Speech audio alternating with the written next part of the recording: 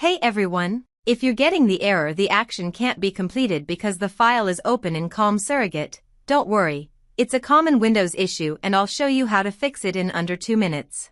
This error usually shows up when Windows is using a background process called COM Surrogate to preview a file, like a photo or video, and if you try to delete or rename it at the same time, it throws this error message.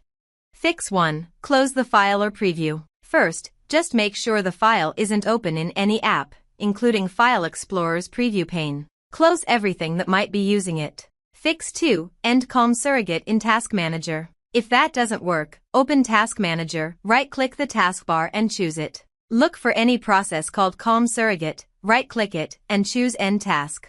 Fix 3. Restart your PC.